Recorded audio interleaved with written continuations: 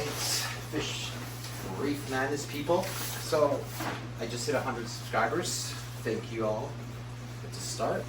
But I'm going to start making more content with like videos about different things to maybe help you guys medicate your fish, how to medicate ick if your fish have it. I'm going to go over some like technical stuff, like all the different lights I have in my tanks, my sump, basically all the mistakes I've made and how I've learned to rectify them. I'm going to go over in hopes that you don't make the same mistakes. If you're wondering, yes, I'm wearing a Paul Cufaro hat. Check his site out on YouTube. It's pretty good. He started with like a few little tanks and he's got an insane fishery. Anyways, video number 1. I started a quarantine tank. I have a square back Anthony's.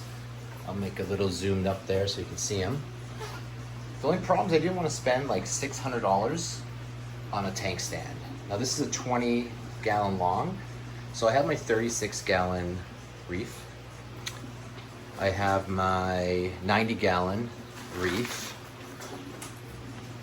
with sump below, which I'll get into another video. So I decided to have a quarantine tank because this guy had ick. He's a little camera shy. Come on, Barney. I call him Barney because he's like purple. There he is. Such a cool fish.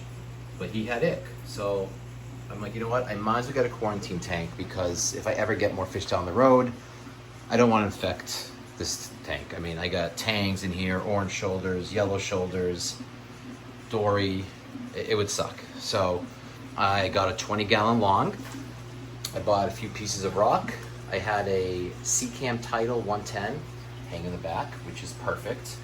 And a sponge filter that gives it some aeration, a few places to hide. The important thing with when you're treating ick, you're gonna treat it with copper, which you can get from any company. You don't want sand bed because the ick can fall off the fish and live in the sand bed. So if you're gonna have a quarantine tank, my suggestion, you'll notice one thing in this hobby is everyone has their own suggestions. It definitely looks better with sand, obviously. But if your fish has ick, you're better to not have sand because when the ick falls off the fish after you copper the tank for like a week, the ick will die.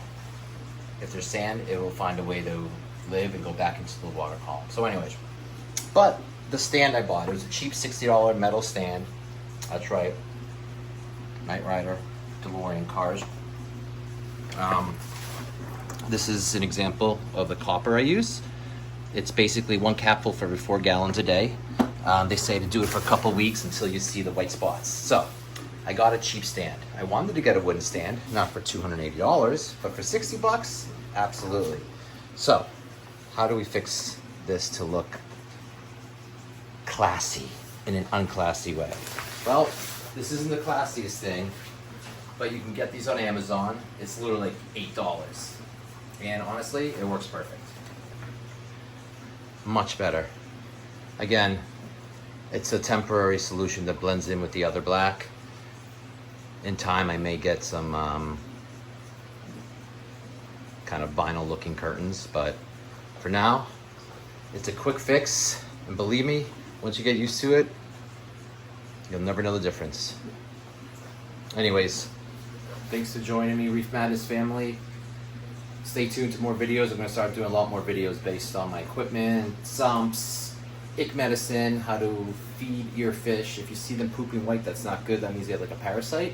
So that's when you want to feed Meproflex and Focus with some garlic guard. You mix it in, they eat it, it goes through their system, and that will get rid of a lot of parasites. So we're going to get into more videos. Leave anything in the comments about anything you guys want to learn that you're not sure of, and I will try to get right to the point, teach you what I have made mistakes on over and over in the past until I've learned the correct way to do stuff.